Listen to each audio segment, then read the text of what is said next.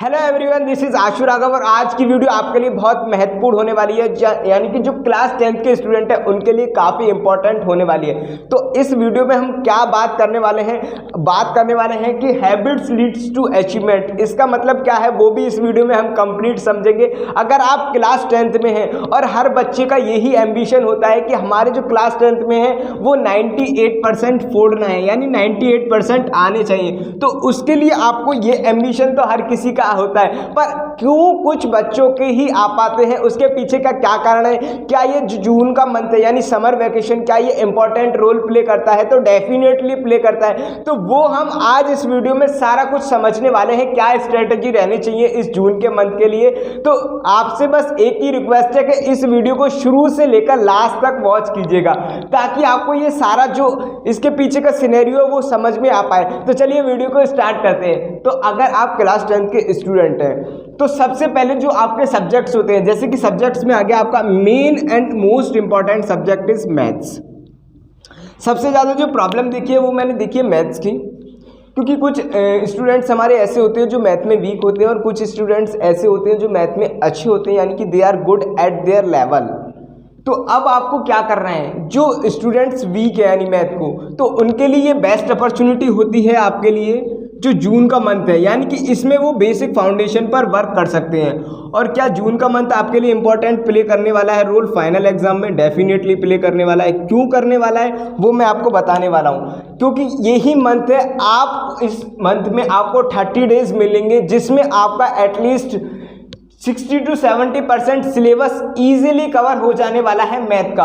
अब मैं आप अपने इस YouTube चैनल पर भी लेकर आने वाला हूं, जो अब नेक्स्ट वीडियो आएगी हमारी लेकर आने वाला हूं, वो है पॉलिनोमियल्स पे वन शॉट। तो वो भी आप देखते रहिएगा। अगर आप उनको भी देखते हैं तो भी आपका 50 to 60% सिलेबस कवर हो जाने वाला है with in the month of June. तो आप इस चैनल पर बने रहें। अब मैथ्स में क्या प्रॉब्लम आती है, जो बेसिक बच्चे होते हैं जिनको बिल्कुल यानी कि मैथ्स का उनका फाउंडेशन बहुत कमज़ोर होते हैं, तो उनको जो प्रॉब्लम आती है वो आती है कैलकुलेशन में।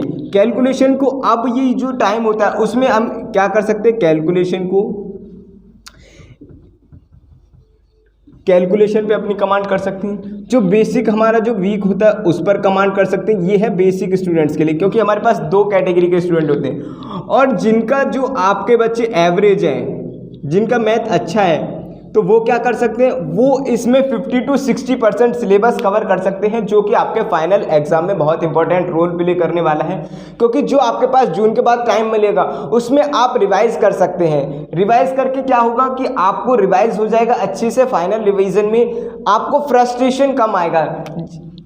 फ्रस्ट्रेशन मैंने देखा है कि जैसे ही बच्चे को सिलेबस कंप्लीट नहीं होता उनके फ्रस्ट्रेशन आने लगता है। फ्रस्ट्रेशन आने का कारण यही है बस ओनली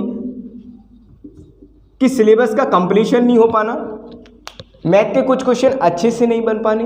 तो आपको जो मेन इंपॉर्टेंट है वो है मैथ्स पर ध्यान देना। Habits leads to achievement. Habits leads to achievement का मतलब है, अब मैं आपको बताने वाला हूँ। अब मैथ की शुरुआत क्या करें, कुछ लोग तो ऐसे हैं जो मैथ्स को बिल्कुल करने से डरते हैं, तो उनको क्या करना चाहिए, उनको डेली कुछ नहीं करना चाहिए, उनको एनसीईआरटी पिकअप करनी चाहिए। फर्स्ट एंड द फॉरमोस्ट आपको बस एनसीईआरटी करनी, और जो मैं वन शॉट लेकर आ रहा हूँ आप एक बार उसको गो थ्रू कीजिएगा, सारे कंसेप्ट पढ़िएगा। उसके बाद अपने आप एज ए सेल्फ स्टडी में आपको क्या करना है, कितने घंटे पढ़ाई करनी है, बस जून के मंथ में आपको ओनली 4 आवर्स करनी है। और उस 4 आवर्स में भी क्या क्या पढ़ना है वो भी मैं अभी आपको बताने वाला हूँ।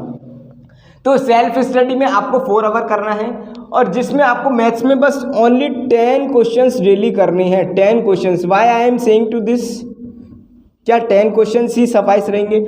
ऐसा नहीं है कि आपको 10 क्वेश्चंस ही सफाइस रहेंगे, पर 10 क्वेश्चंस मैं आपको क्यों करा रहा हूँ, 10 क्वेश्चंस से आपको ना, जो लोग मैथ्स से डरते हैं उनको करने की 10 क्वेश्चन से आदत बन जाएगी। जब आप इनको करने लगोगे, हैबिट एक बार डेवलप हो जाएगी, तो 10 से आप 12 पे भी जाओगे और आपका इंटरेस्ट ऑटोमेटिकली इंक्रीज होने लगेगा। 10 से फिर 12 से फिर 15 पे भी जाओगे और ऑटोमेटिकली आपका जो इंटरेस्ट बढ़ने लगेगा, तो आपकी जो मैथ की कैलकुलेशन है वो भी एनहेंस हो जाएगी। तो ये जो कंसेप्ट है बिहाइंड, यानी कि इस जून के मंथ को आप अगर मैथ्स में कमज़ोर हो तो इस तरीके से यूज़ कर सकते हैं क्या। और सबसे बड़ी जो ब्लंडर करते हैं लोग, क्या करते हैं कि हम जो है जून के मंथ में यानी समर वैकेशन में बिल्कुल भी पढ़ना नहीं चाहते और पढ़ना छोड़ देते हैं, वो ब्रेक ले लेते हैं।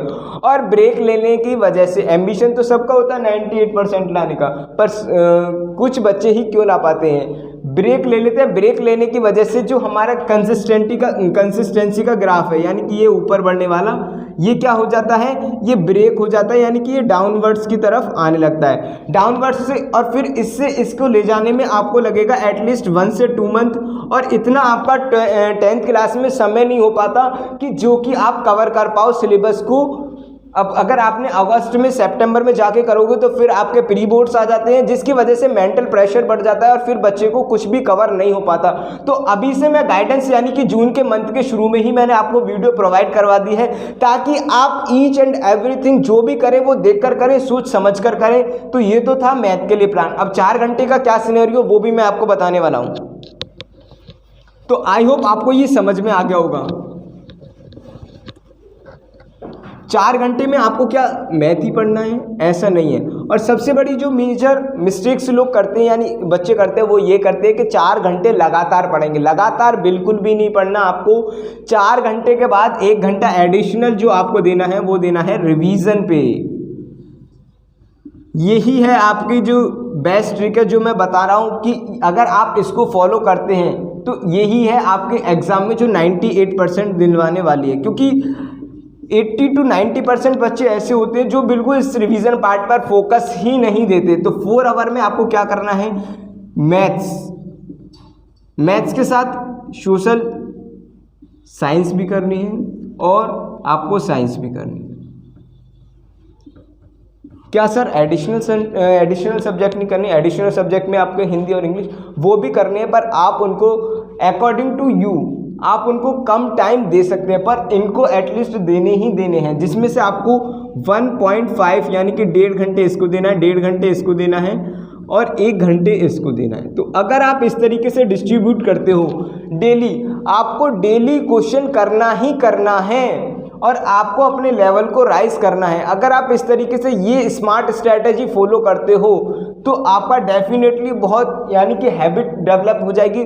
और हैबिट डेवलप होने के बाद आप किसी भी एग्ज़ाम, यानी कि किसी भी एग्ज़ाम का मतलब 10th के बाद आसानी से जो आपका माइंड सेट है, अब वो वाला माइंड सेट नहीं है कि आपने कोई भी क्वेश्चंस याद कर लिया और लर्न करने के बाद आप उसको लिखोगे। अब जो है सारा कॉम्प्रीहेंड करने का है। कॉम्प्रीहेंड का मतलब अब सब कुछ समझने वाला है। तो आपको समझना है इसके पीछे का लॉजिक क्या है, फंडामेंटल क्या है, बेसिक्स को डेवलप करो इन्हीं आपके समर वैकेशंस में और आपका सब कुछ हो जाने वाला है। तो आई होप आपको ये स्मार्ट स्ट्रैटेजी और हैबिट लीड्स टू अचीवमेंट समझ में आया होगा। और इस तरीके की फर्दर वीडियोस के लिए आप हमारे चैनल पर बने रहें और पॉलिनोमियल का 1 शॉट जल्द ही आने वाला है, अपलोड करने वाला हूं। तो thank you for watching this session.